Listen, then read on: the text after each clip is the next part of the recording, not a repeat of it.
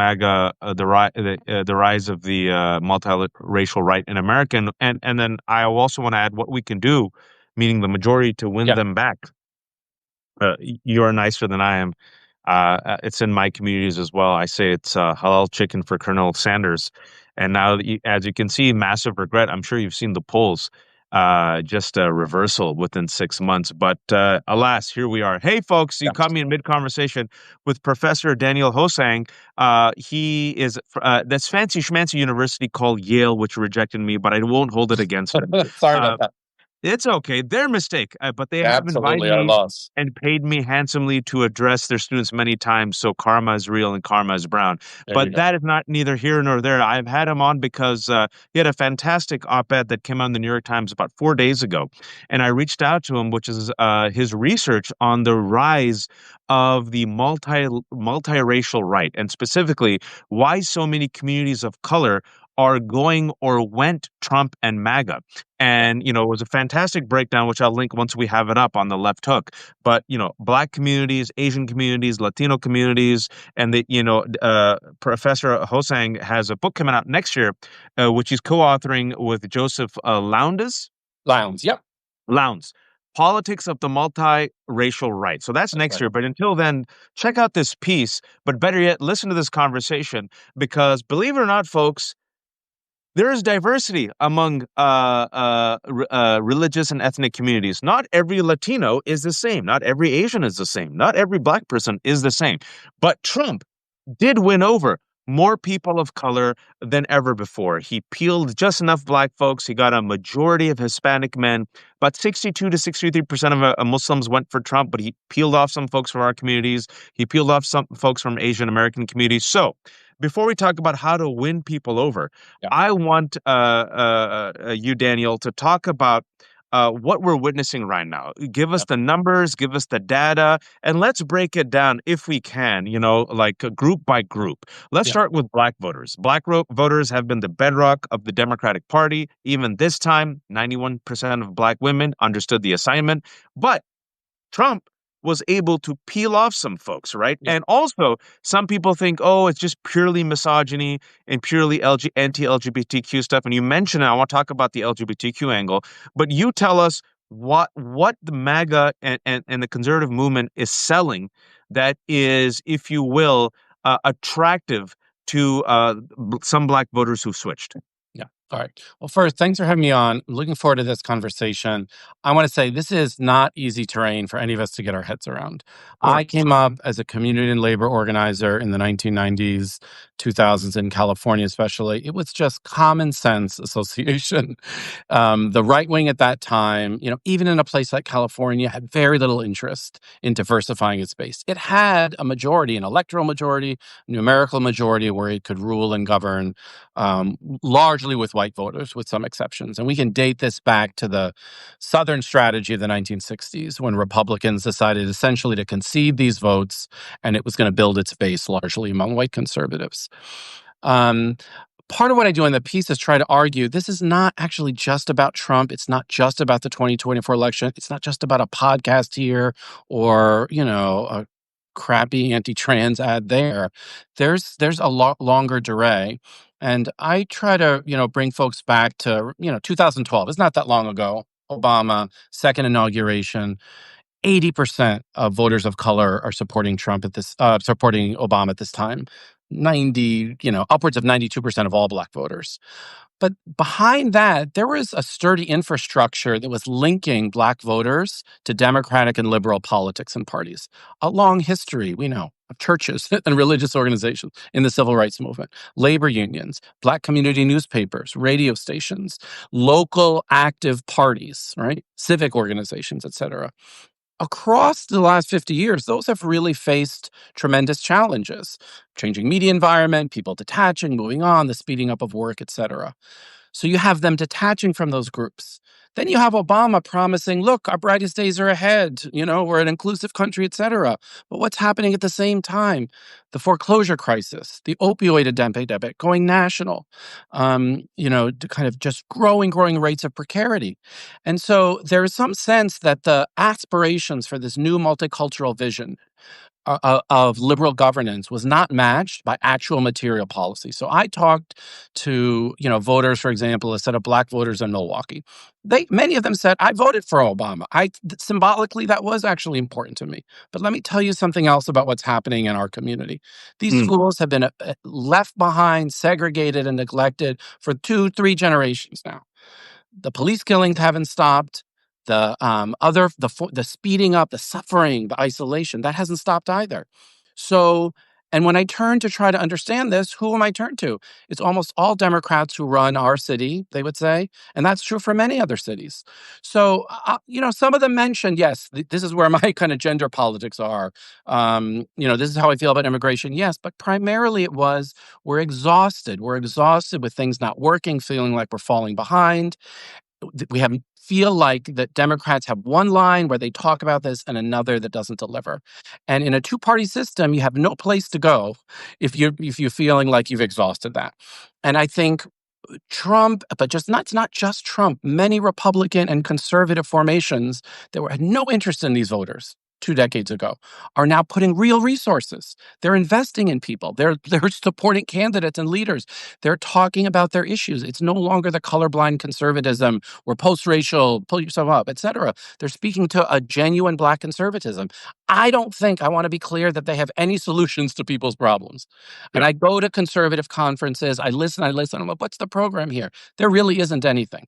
But I also will say, so many people told me, look, I've had, all this experience with the Democrats. This is where it's gotten me. So liberals should not lecture me about wanting to look and see if there's some other possibility.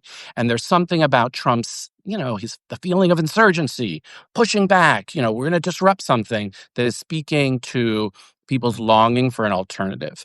And so while I think there's roots around gender and immigration, there's something else that's fundamentally broken for these voters. And if we don't address that, I'm not saying the notion that, well, they're going to now see and they're going to learn their lesson and kind of come on back. That's not going to happen. They may get frustrated too, but they are not coming back to kind of just traditional democratic liberal politics as usual. I appreciate that. And we're going to talk about each of these groups Yeah. because the New York Times piece did a good job because, again, within these groups, obviously Yeah. diversity of opinions. Absolutely. Yeah. But sticking on the through line. Sure. And I think there's a through line for me that connects with all these groups, why so many POC marginalized communities would vote, some people would say against their own interest, and align themselves what to me is clearly a fascist regime that traffics in white supremacy. And then you see there's two data points, which I find fascinating. And I know you've researched this. I want you to break this down. First and foremost, millions of Democratic voters stayed at home in 2024. If Yeah. only a fraction came out, Kamala Harris, who barely lost, it's so painful, she would have won. And increasingly, you're hearing all these people say it's a two-party system, like you said. Both of them suck, and neither of them address my concerns. With Democrats, I've heard this, from my communities, Muslim and South Asian communities, they take our vote for granted. They assume Yeah. that we'll Yeah. just show up, and they don't invest in us. They don't invest in our communities. And I could tell you, folks, and I've shared this, I was in Michigan about 2 months ago, invited to speak, right? So it was a predominantly upper middle class South Asian Muslim community that was raising money for a good cause, for hospitals and schools. And I said, who here voted for Trump? A majority of hands went up. All right. Mm. Someone then from the community who's active said, listen, 70% to 75% of these people in this room would have and can easily switch. They're not like lifelong conservative. I talked to some other folks on the Absolutely. ground. You know what happened? They said in Michigan, this is Michigan. They said Democrats told us, shut the F up about Israel and Gaza.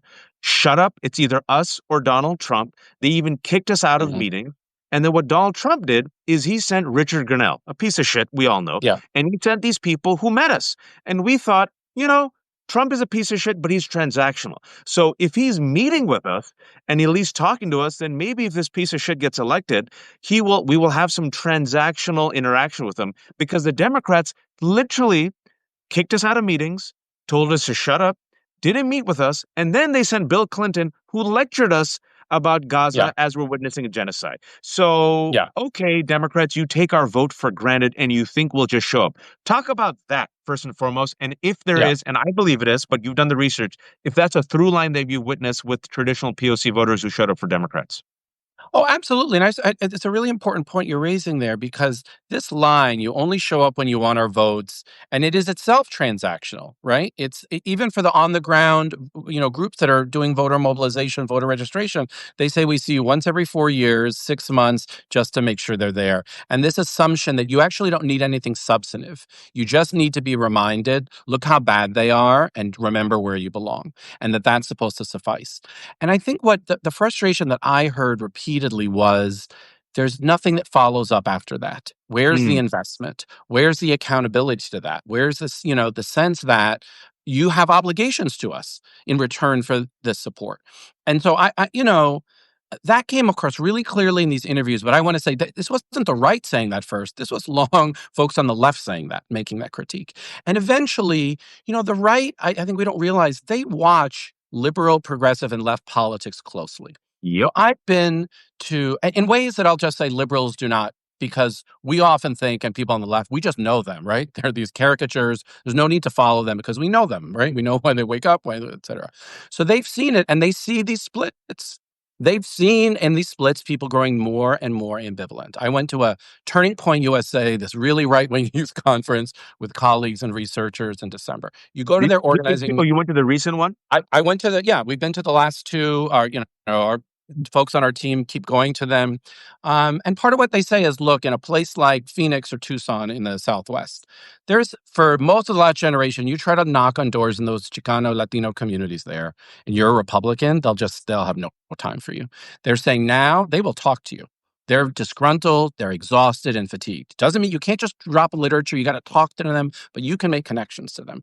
And I'm saying, that they know that. They're following the data, they're looking at it. So it's not just about misinformation. They're responding to people's genuine ambivalence and fatigue and feeling like there's no solutions coming from. Daniel, uh, what Yeah, Daniel's saying, let me affirm it with a data point, some because I pay attention to this as well, and yeah, I don't underestimate uh, the MAGA populists or thinkers, if you will. I believe they pay deep attention to people like Zoran Mamdani and AOC, and it's another through line that I want to ask you about, which I've seen has been pretty consistent. I saw that in 2016, Latinos in particular, I had Mike Madrid on. He said Latinos in 2016 and in 2020, they were for Bernie. They couldn't care less that he was independent, democratic, socialist. They liked his message, right? And you see people like Joe Rogan and others who went Trump, and perhaps, for their own base, but they like Bernie also.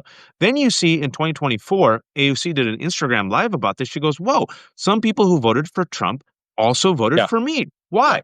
Then you're seeing some people who voted for Trump are going for Mamdani. And the consistent message of all these people are, and you mentioned it, is outsider, disruption against the system and the status yeah, quo and institutions that have not helped me. Okay, you're speaking my language. And yeah, I believe the reason why, who am I? It's to the data that shows that Mamdani, the reason why it's, there's other factors. Yes. Very clever marketing, smart, talking to people, grassroots politics, knocking on doors. He's on the right side with Israel Palestine, was resonating with the voters. But his key message is what, folks? Affordability. We got to make New York City affordable. And everyone's like, that's right, man. I can't freaking afford to live in this city. And then you're seeing Democrats, instead of embracing this economic populist message, doing everything they can to yeah, destroy AOC, destroy Bernie, destroy Mamdani. And then you saw Tucker Carlson. I don't know if you saw this 2 weeks ago at Turning Point. yeah, Tucker Carlson had an economic populist message on that stage that sounded a lot like Bernie, AOC, and Mamdani. Am I yeah. wrong here? Not only you're not wrong, it actually goes. It's quite deep. So you can be in those spaces. They will talk about the foreclosure crisis and BlackRock, this private equity investment that's buying up tens of thousands of homes in the wake of the foreclosure crisis.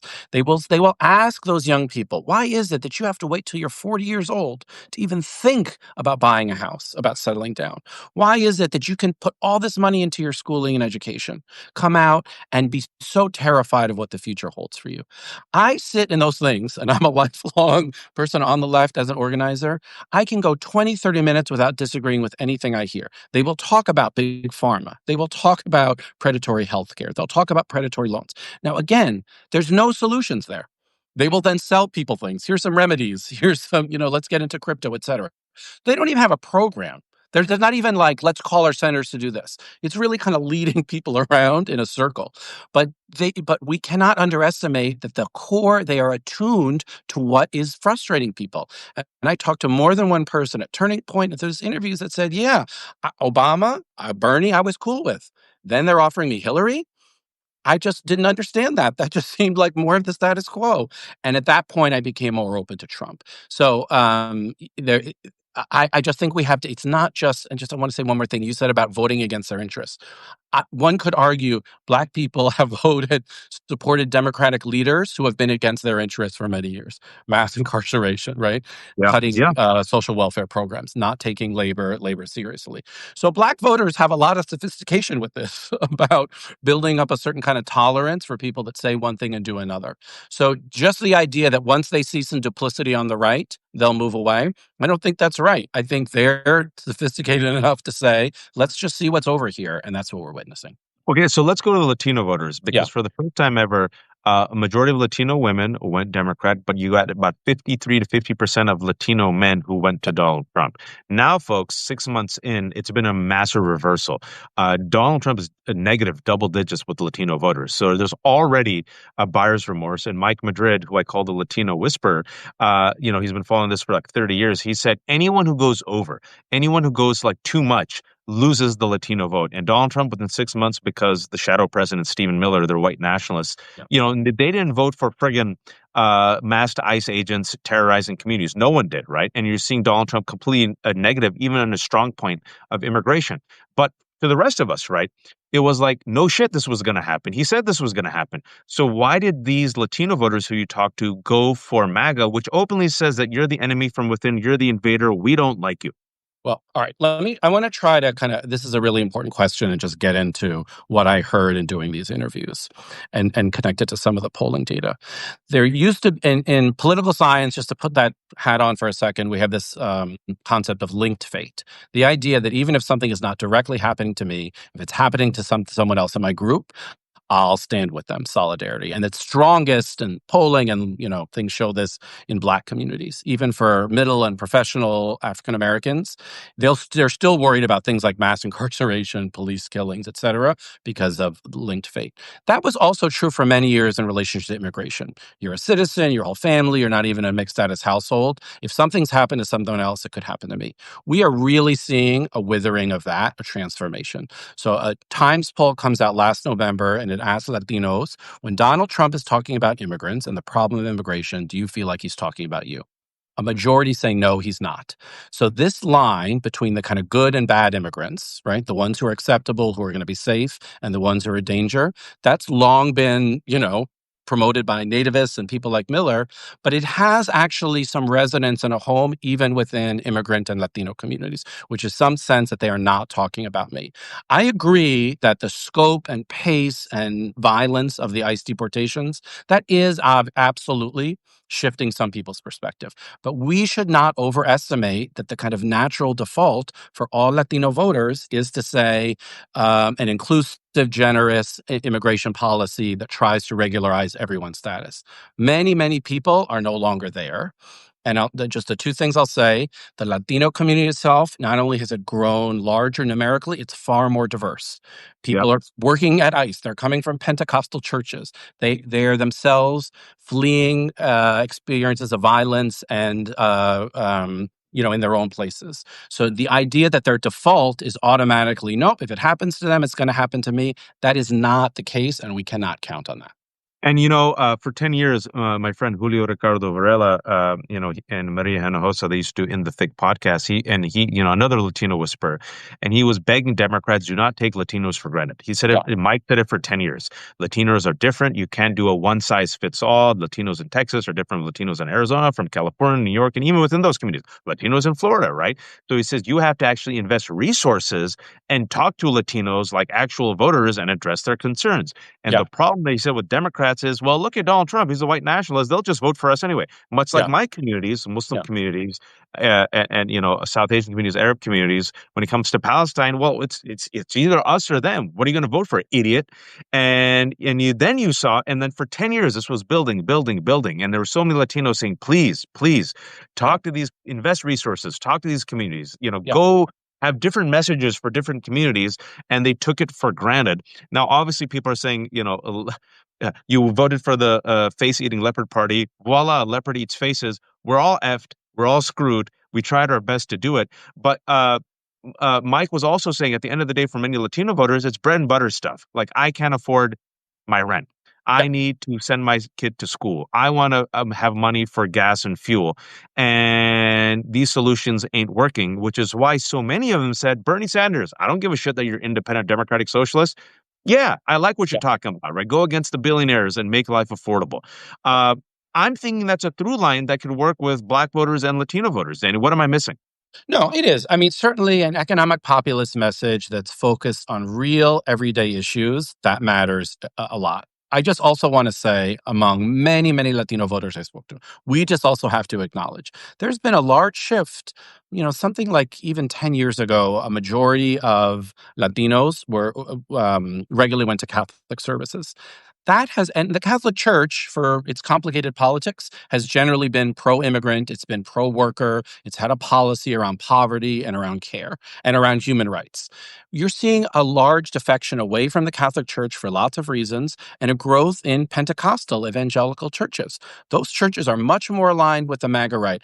I just want Yep. to be like very, very clear. There is a large, very well organized and power. We think MAGA Christian nationalism is purely white. It's just not true. There's hundreds of Latino pastors who have Yep. very active congregations who are fully, fully aligned with this.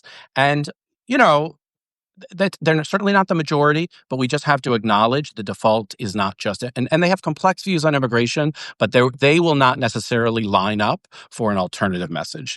That's just a new reality as well. Just two other things. Democrats have invested heavily in ICE, prisons, cops, wars, etc.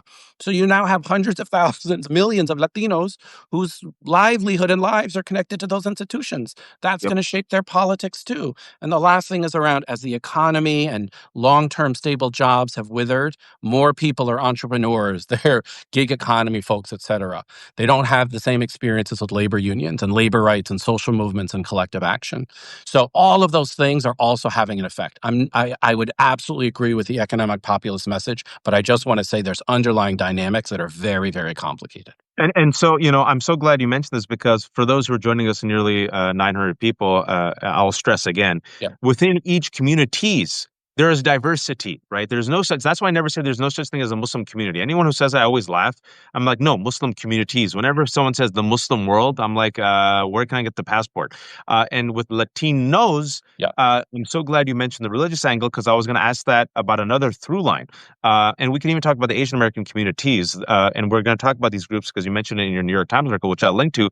But we saw with majority of Latino Catholics in 2024, folks, voted for Kamala Harris. Majority of Latino Protestants voted for Donald Trump, right? yeah, And then we see even in Black communities, and Democrats keep missing it. Uh, you cannot ignore the Black church. I mean, folks, MLK came from the Black church, right? The civil rights movement, Black church. So the Black church in particular in the South still has such an animating force within politics, right? yeah, And what I've kept saying, Daniel, for you, because I'm a Muslim, I come from these yeah, communities, but also the work that I've done, a lot of the interfaith stuff, I talk to so many people, Black, Latino, Asian American communities from these different groups, right? Jews. They tell me about their congregation. They're progressive on certain things, they're liberal on certain things, but they're very traditional on other things. And the failure, and progressives get so angry at me whenever I bring this up, but I'm going to bring it up yeah, is the failure of Democrats and progressives to openly court these religious communities. yeah. I know separation of church and state. Sure. I know, freedom of religion. I know we talk too much about religion. I know Christian nationalism. I know the use, and I know. I know you think it's stupid that so many people believe in God. I get it. I understand. Guess what? People believe in Yeah, God. People are informed by the religious values in communities. You can hate it, mock it, laugh at it. Go ahead, go ahead, go ahead. Doesn't change the fact mm, religion plays a very strong role in identity and in politics, and especially Black, Latino, Asian communities. And I tell Democrats, even if you're lying, politicians lie. effing pander. Just pander. For the love of God, if it's up to if it's me, I wouldn't want you to be sincere. But if it's between fascism and this, just pander. Drop in God once in a while. Can you talk to us about your research? Because I'm telling you, folks, I've Yeah. seen it within my communities, and we'll go deeper into this conversation in a bit. The, the seeding the ground when it comes to religion, then having bad faith right wing hypocrites come in and speak with a religious language that worked like gangbusters in this election with black Yeah. voters, Latino voters, and Asian voters. If I'm wrong, tell me I'm wrong. You did the research. Oh, no, no. Here, I mean, a couple of points here. One is, look, faith has played a very powerful role in many progressive social movements. Certainly the civil rights movement of the South, Cesar Chavez, the farm workers Right. movement and its connection to the Catholic Church, lots of international work. Think about Salvadoran solidarity work in the 1980s, the role of the Jesuits. So that's one, right? It has been, it hasn't always just been a reactionary force in American politics. The second is, I think at this moment of hyperconsumption and a sense of the just fraying of the fabric of life, it is not surprising that people are looking for ways beyond the secular and the transactional and the commercial to understand their lives and their worlds. And you see this in lifestyle and health and fitness. So the right is often speaking to them, not just obey, Jesus Christ, accept him in that sense, but asking these actually bigger questions. What is this all for? What's life for? And we can see this in the growth of multiracial Christian churches, right? Let me talk to you, brother. What are you feeling? What are you feeling, sister? And so if you seed that ground and say, no, no, no, no, we only talk secular. I want to talk to you about childcare and tax policy. I only want to talk to you about, credits for cars. That, we're going to see there's a vacuum that's going to open up for a lot of other kinds of conversations. And we absolutely have to do better. So I don't even think it's just granting someone, like through your teeth. I think there's an opportunity to link faith and common hope and dreams and possibility. Those are good things. And they have origins in religious and faith institutions. Yeah, and I agree. I agree. I think it's a missed opportunity. Obviously, if you don't believe in God, you don't believe in God. That's fine. But to dismiss these voters and to mock them and ridicule them and say we're only going to talk secular because obviously this is a secular country of separation of church and state. But nonetheless, you see, for better or worse, and fortunately recently has been worse, faith plays such an animating role. I can tell you, in my communities, Muslim communities, and South Asian communities, many people voted Democrat. A majority did, but Republicans in bad faith. And folks, this is all bad faith. For you, for the 1,000 people who are catching us up, we're not saying the Republicans have any policies. It's all bad faith shit that they're using to, if you will, win over temporarily voters. Let me give you an example of how they did this in the most despicable ways, but it was effective. We're talking about strategy and politics. And of course, I think me and Daniel, I'm going to make an assumption. We want sincere people with sincere, authentic, conversations who actually invest in our communities and give us real solutions. But this is politics. The right wing knows how to prey on people's fears. The Southern strategy. They spent $200 million on anti-trans ads. $200 million. I'm here in Virginia. For past 4 years, I've been banging my head against the wall. I even wrote a huge article in the Daily Beast saying this is how Republicans will use the LGBTQ boogie person, CRT, and DEI to divide our communities. It started in Loudoun County. It was successful. Then the Governor Youngkin's campaign ran on it. They saw opening. Then they nationalized it. Then they took it to the 2024 election. Unfortunately, because it always works, folks. Today it was transgender. Back in the day it was Muslim. Before that, it's undocumented.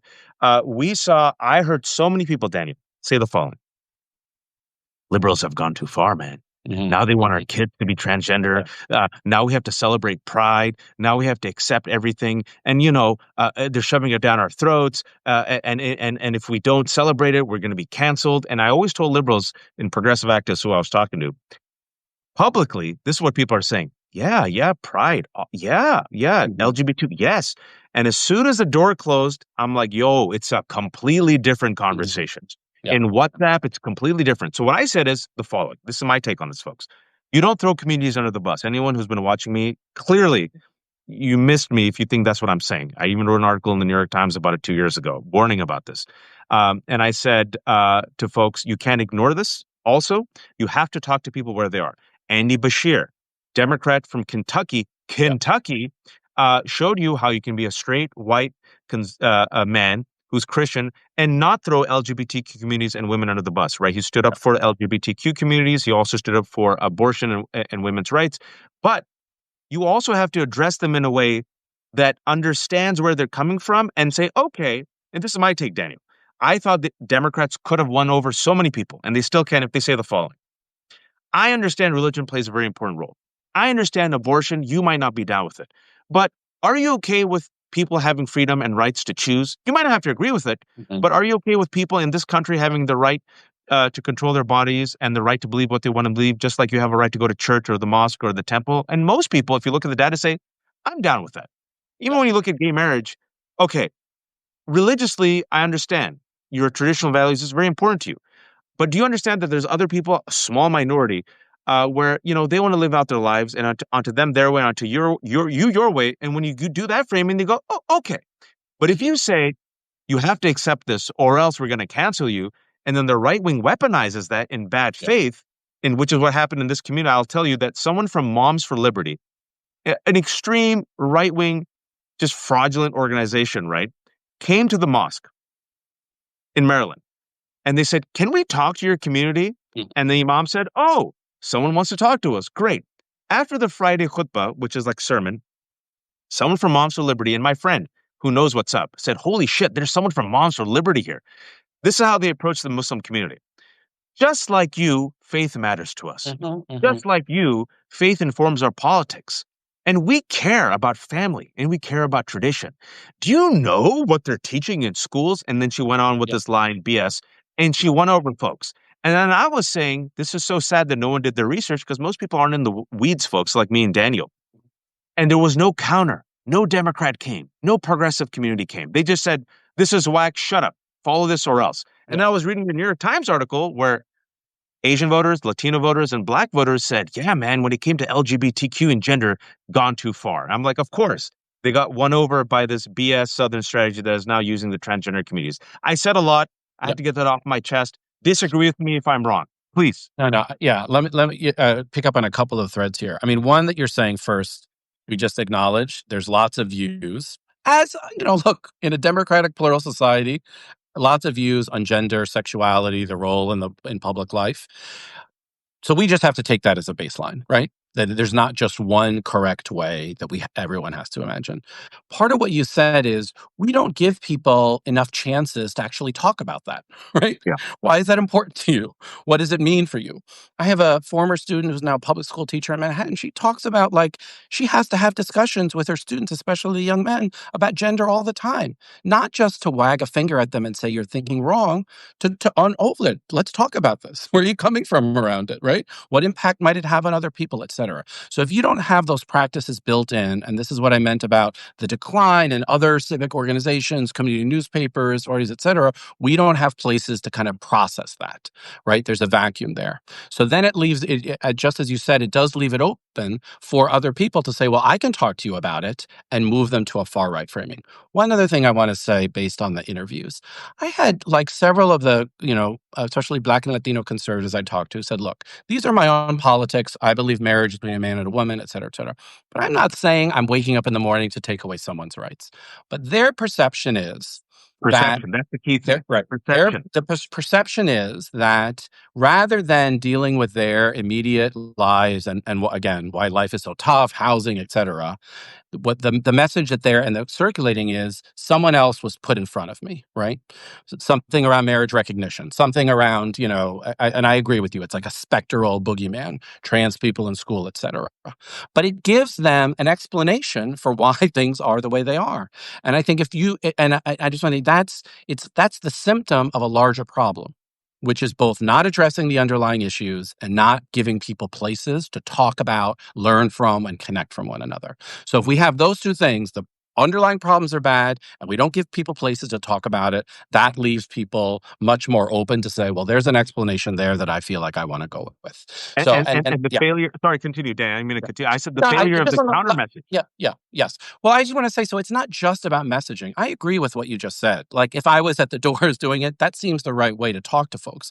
But if that message is not connected to shifts, again, where we have more everyday ways for people to talk about this, here's what I think. And, we often, this is why podcasts are important. And it's also why right-wing podcasts are important because those are places where people are trying on new ideas. They're kicking things around. What does it mean to you? What does it mean to me? Etc. They're in motion.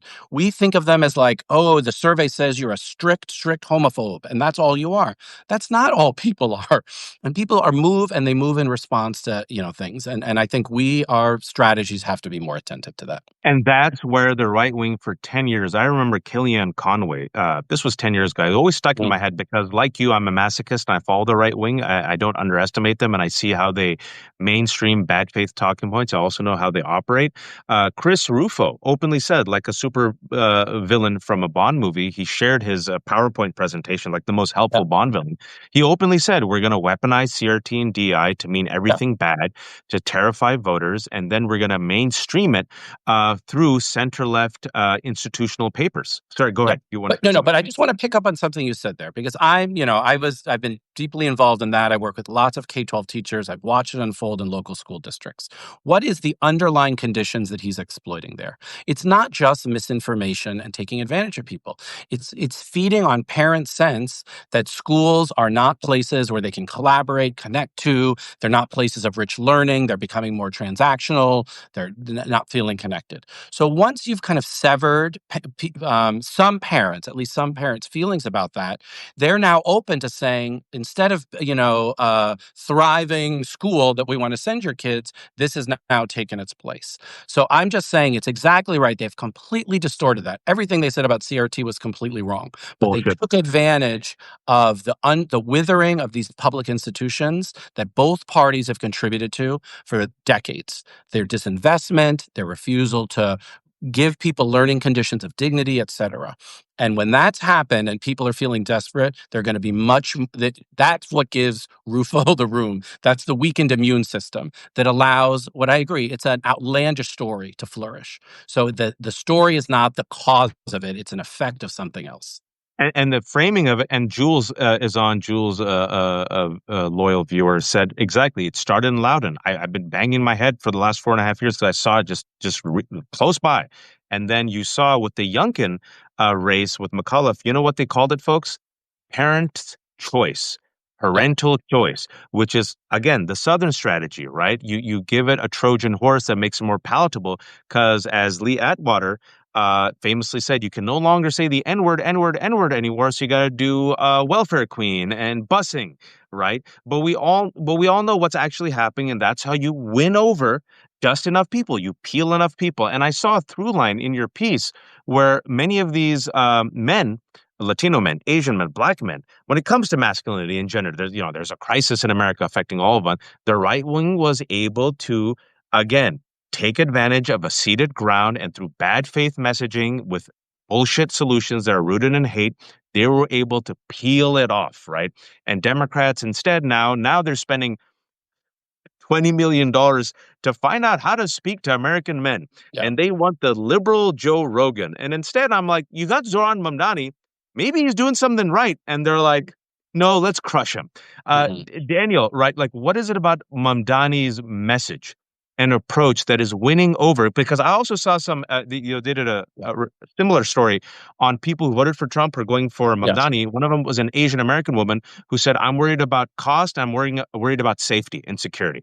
Yeah. And she said, I voted for Trump, but I'm going to go for Mamdani now. How do you explain that shift for the Asian American voters? And of course, diversity. Majority of them went for Kamala Harris. We're talking about the folks who are going for Trump. And again, within these communities, massive diversity. Yeah. I mean, part of what you're just speaking to, and I have a whole group of colleagues working on this, is that we're in a new age of much more heterodox politics. So the traditional ways we've thought, I sometimes think about bumper stickers on a car, right? The same bumper sticker that's going to have save the environment and choice and labor and civil rights is all on one car, and the one that has Second Amendment and close the borders, et cetera, is on another car. There is much more, and that those are just rigid and the surveys, right? There is much more people mixing and matching their Yeah. own kinds of senses. And Yeah. I don't just say that is like it's inconsistency and it shows that they're being deceived. This is a messy, confusing, scary world. And so it's not surprising that as we get again, we're not going to the same church, we're not going to the same labor union. Labor Day is coming up in the US. 30 years ago, there used to be Labor Day picnics. Thousands of people would come together and talk and connect. That doesn't happen anymore. So there's not places for people to kind of try these things out. And so you'll see it's not surprising or contradictory in any way. I went to a Trump rally in the South Bronx last May when he was on his trial. It was a cross section of multiracial New York that was there. They weren't there because they were trying to, vilify and deport migrants and hate others. They were there because they wanted something else. They wanted something new. The sense was that it was just party politics as usual in New York. And this seemed to be another possibility. So I think that we should think of that more as the norm, people moving Yeah. in different directions. The hope for me around that is even these folks I talked to who's, said pretty conservative things about gender, sexuality, et cetera. I don't think that's their longstanding home. That's what gets them up. And nor do I think they Maybe really just a want. few, very few Yeah, I people. know, absolutely. But I want to also say there is homophobia and crappy gender politics among liberals too. Yes. That's just there also. So I'll just say, what I think it means is people are in motion, their consciousness is in motion, and we have to meet people where they are and accept their questions as legitimate, accept what they're trying to think through as legitimate, and build from there. I mentioned this when it comes to religious communities, but also POC communities. I say oftentimes the framing, and even liberals in New York, I'm talking about the elite power structures, they make the mistake, is they think people are either vegans or carnivores. And I Yeah, always yeah. tell them people are omnivores, right? Mm. And especially within religious communities, I'll speak personally like, oh, the good Muslim is the one who is secular and That's drinks right. alcohol, and he's Yeah, liberal and reads New Yorker, right? And then they see me. You all know my politics are very progressive. But if you saw my the way I live my life, I'm very traditional. I mean, it's not because I say I'm going to live traditionally. I'm married to one woman. I got 3 kids. I fast. I pray. I do believe in God. I'm a teetotaler. I don't drink.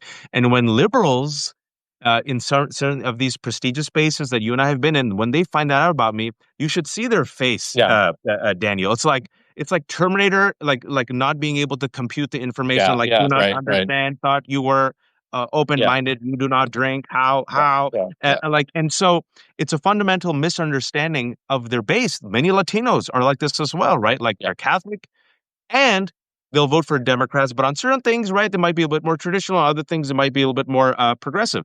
But what we see a through line also, and I really want to ask you this because this has been happening forever. It's this moral minority mindset. I am the good one. I will be safe. I am not like the others. And I hear this often when it comes to undocumented immigrants. I came here the right way. yeah, People who are incarcerated, well, they did bad stuff. Or the people who are poor. And there's a belief that if I just do everything right and I vote for this person and I pay my taxes, I'll be safe. They won't come after me. Uh, that through line in your research. yeah, yeah. I mean, look, I want to say that's actually grounded in some very real material experiences. So again, it's not to me just kind of like someone who's been tricked or distorted. U.S. immigration law has long set up that distinction between presenting yourself as good, upstanding, hard worker, not dependent, often religious, family observant, etc., and the bad immigrant, criminal, taking, parasitic, etc. It's such that when you apply for your citizenship, you have to recite that. You have to say, "This is the side of the divide I'm on." So, it's not. I'm the good Yes, immigrant. yeah. So it's not just a kind of like a distasteful way that people are processing information. They're responding to it, and to me, it's not surprising that in a moment when, look, well before Trump, we were 50,000 people a day are detained in ICE detention, right? People, the humiliation and suffering that we see all over. To someone to say, I don't want that to happen to me. If I have two choices between being in the category that's given a break and being the one that's get pushed into the detention center, I want to tell me how I can end up in the first category. So I think people are That's why so many people in the 20th century chose white or went to whiteness, absolutely. or didn't even fill out the census because they're like, I just want to be safe. Yes, yes. So it's a logical kind of reaction to that, and I think again, what we've missed is, and I'll just say that Moms for Liberty in many places is also diverse. There That's right. there's That's right. Latina moms in it and Black moms in it, and as you talked about, they were even alert enough to say we can go right into the mosque and grow there. So on the one hand, it's right that there's a template that's coming from the Southern strategy and very long-standing feelings about autonomy, enemy demonization, et cetera. But it's not the exact same. It has shifted. And they've recognized, Stephen Bannon calls it inclusive nationalism. We There you can go. have nationalist politics that are, restrictionist, invest in deportations, et cetera, and it can be inclusive. And people say, yeah, but you shouldn't do that because they don't really mean it. They're going to come for you at the end of the day. But look, in an institution, these elite institutions, we send young first generation students of color to Wall Street all the time, right? To this investment. You could say the same thing to them. You're going against your community's interests. Those firms are predatory in your communities. They might be laughing at you behind your back, but they go anyway. Why do they go? Because it's new possibility for them, a life of dignity for their family. They're reacting to real conditions. So I just want to say it's not that sense that like you can just tell someone, gosh, how could you be so duped and fooled? It us feel good, right? But it's not the reality of how people are processing it on the ground. And you mentioned Steve Bannon, and I've been following him for a while. What he's been saying for years, and I take Bannon's and the others seriously because they have a long-term plan and they see what works and see what doesn't work. Bannon said 10 years ago, we just have to peel enough Black and POC voters from the Democrats. We don't need the majority, just enough. And if we get about 45% of the whites, we rule for the next 40 years. He said this Yeah, 10 years ago. yeah, And of course they cheat also. They have the Supreme Court, right wing media, disinformation, gerrymandering, violent insurrections. We know all that. But they're talking about just win enough. And right wing disinformation and right wing media folks also is more sophisticated than you give it credit for because they were able to poach so many men and boys through having these spaces vis-a-vis, wellness and UFC and humor and pranks, right? They went through culture. Andrew Breitbart said politics is downstream from culture. So, hey, we're just asking questions. We're just talking. And so Joe Rogan invites everyone and smokes weed for 2 hours and lets them spout off stuff. Some of it very, very harmful. Some of it straight up eugenics. Some of it like smart. Some of it funny. But nonetheless, it just peppers the ground with these talking points that then many of the normies start speaking about, right? And then you just kind of like, they go for everyone. They'll go for like, we won't take anyone for granted. And this is where I want to ask you two final sure. questions. I want to go to the Democrats. The Democratic Party has its lowest favorability rating now ever since 1994, since it started tracking it. Yeah. The Democrats refused to listen to their base, especially when it came to Israel and Palestine. When it came to Israel Palestine, YouGov said that one of the major reasons, not the only reasons, why so many Democrats, not just Arabs and Muslims, stayed at home was because they were disgusted by what they saw was a genocide.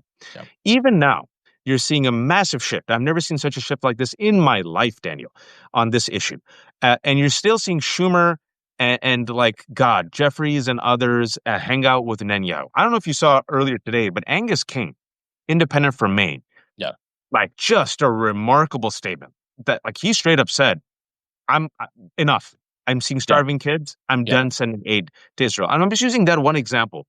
There's several examples. You see Zoran Mamdani, the double standard against Mamdani. Like, yo, Mamdani just beat Andrew Cuomo, Silva. He's going to Sure. be the next mayor. Maybe you should endorse him. They still haven't endorsed him. Yeah. Yeah. Maybe you should see that fact that Sanders and AOC, they're onto something with fighting the oligarchy. The fact that they're going these like places where there's lots of omnivores and white folks Mhm. and conservatives, and they're winning people over. You have an entire lane on Israel and Palestine, on affordability, on fighting the oligarchy. Yet you cannot let go of the nut of old traditional politics. Uh, you've done the research. I think there's a wide open lane, but they refuse to change. Why, Daniel? Yeah. Why? I mean, look, a significant portion, and we both know this, of the donor base and kind of leadership of the Democratic Party. I live in Connecticut, right? So it used to be that the counties that are closest to New York City, these kind of suburban counties, this is where the like finance, investment, et cetera, folks, billionaires live. Though they were Republican. And then you had in the cities, Hartford, New Haven, Bridgeport. like solidly in a working class labor, et cetera. This has been shifting. We have a governor who comes out of that, all of those spaces. Same thing in Northern Virginia, right? Very well to do. So they have material interests, I think, in frankly preserving an economy that is continuing to produce this kind of inequality, and want to put off the table those kinds of solutions that would be public, collective, wouldn't just be based in a private, individualized, deregulated economy. So I'm just saying that's not just the kind of oligarchs associated with Trump. There's oligarchs on this side. There are liberal oligarchs who also share that vision as one.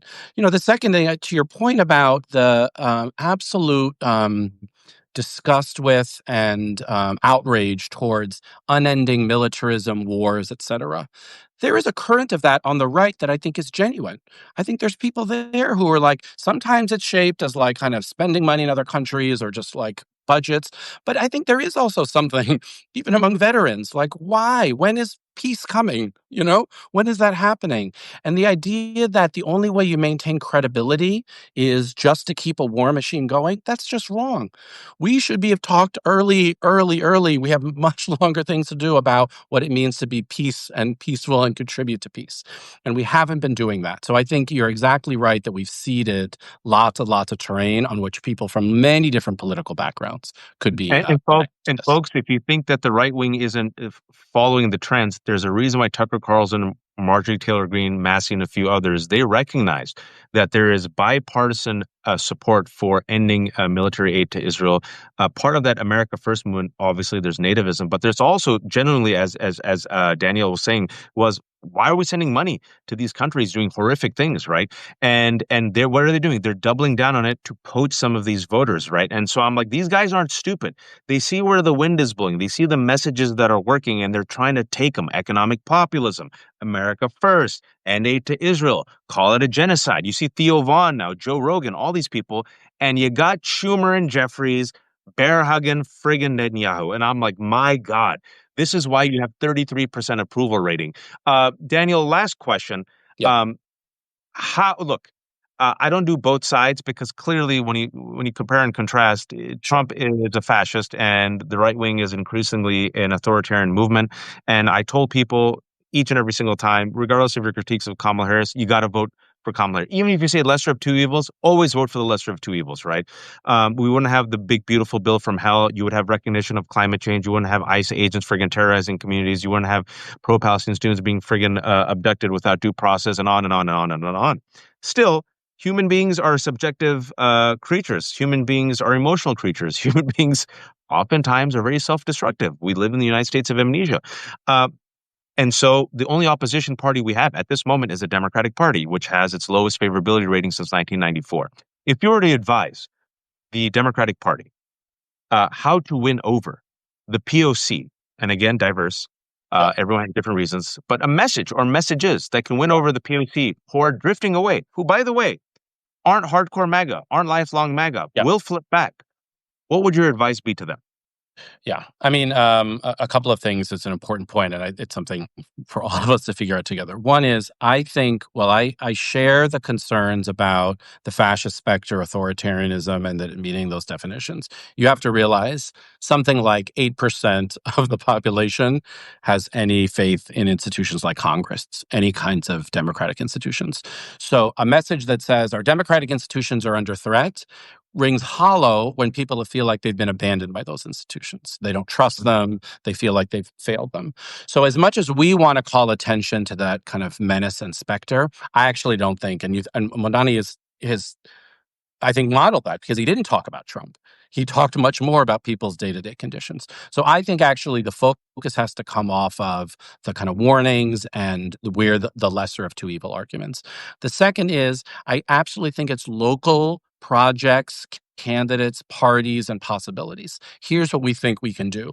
I don't want to underestimate how difficult that is, because if you look at the scale of the housing crisis in places like San Francisco and New York and LA, that is not just one rent-free away from dealing with this. We need longer-term, Right. deep-seated structural solutions. But in order for those to work, we need to build people's trust back in those institutions. So this has to come from really strong local efforts that are speaking to local questions.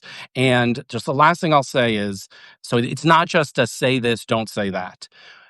I've been so taken going to these right wing places that they are alert to the pipeline question.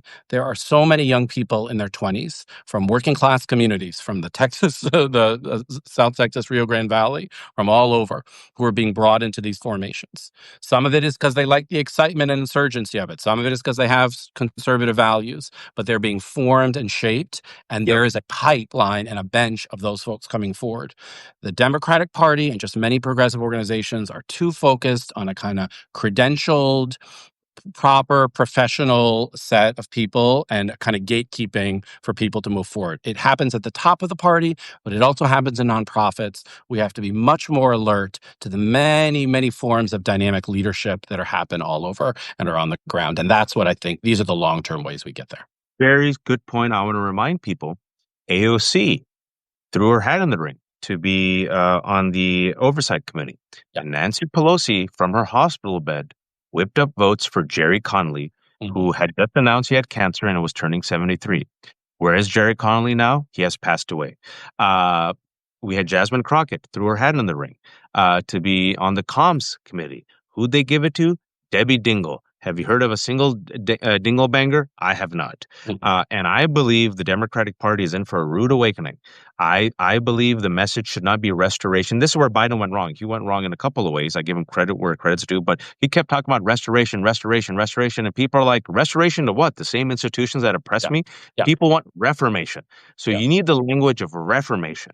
You need the language of change. You need the language of taking on the 1%, the oligarchy, the corporate money. And the reason why Democrats are in a bind is because they suck on the teat of that corporate money. They suck on that teat of, like you said, that seniority, the establishment, restoration, the institutions that help them and their family. But young people, folks, are like, these institutions have not helped me. If you look at the data of young people, they have no faith Yeah. in any of our institution. They don't have faith in the future. They don't have faith in even democracy. They're like, what has Yeah. democracy done for me? All right, I'll try something else. What Yeah. has capitalism done for me? All right, give me friggin' democratic socialism. I don't give a shit. Whatever will make my life better. And so I believe what we're witnessing is the 2014 Tea Party revolution happening within the Democratic Party. I personally believe we need that because I see the Schumers and the Pelosi's and the Jeffries and the others, they ain't changing. Yeah. They ain't changing. So, and we need, the final point I'll make is, and you said it, we need workers and middle class folks from the grassroots to run. Yeah. And I think you might underestimate yourself, folks. I want to give you again the Tea Party revolution. Eric Cantor was supposed to be the leader of the Republican Party. There was a book that came out, The Young Leaders of the Yeah. Republican Party. Remember, it was Eric Cantor, Kevin McCarthy, and Paul Ryan. Yeah. All of them are gone. The Yeah. man That's right. who took him out was David Bratt, this dude who just came out of nowhere, who was part of the right wing, extreme right wing Tea Party. So if you're a worker, middle class in your local community, run for office, run for local office, city council, school boards, hospital boards, grassroots, the type of economic boycotts, the type of organizing that's happening. This will influence now, folks, the people in power. You're seeing it happening. They're now being Angus King. He saw where the wind is blowing on Israel Palestine. No King's rally, fight the oligarchy rally. Right? You see Latino community members influence in LA, the LA Dodgers. That's why the LA Dodgers didn't allow ICE. Yeah. Daniel, I kept you much longer, but I could talk to you for another hour. I know you're a busy man. This has been Daniel HoSang. He's a professor from Yale. He has a great piece in the New York Times, which I'll link to, came out 4 days ago, talking about inside the multiracial right, the rise of people of color joining MAGA. And he has a book coming out next year, The Politics of the Multiracial Right. Before I let you go, Daniel, shamelessly promote yourself and the final word to you. Thanks. I just want to say one quick thing, and then I'm going to hop off. it's right. People on their own have to go, but we also need collective opportunities to find the students, the workers, the nursing home workers, et cetera, who are connected to their communities, who are going to be the next group of leadership. The right has been much more attentive to that than the left. And finally, yeah, politics of the multiracialright.org, the New York Times essay, the volume is coming out, and really grateful to be in conversation with you. Mike, we gave you a shout out. You joined at the end. For the folks who joined, the 1,300 people, we're going to have this conversation up on my Substack and Daniel's Substack later on the day, talking about inside the rise of POC joining MAGA and how to win them back. Folks, thank you for joining us. This is The Left Hook. I have no paywalls. If you are not a subscriber, become a free subscriber. If you have a few bucks, become a paid subscriber. It goes a long way. Be kind, be empathetic, organize, take care of yourself, your families, your communities, and please, oh, please don't be a fascist. Daniel, come back All anytime, right. buddy. All Take right. care. Thanks. Love it. Bye-bye.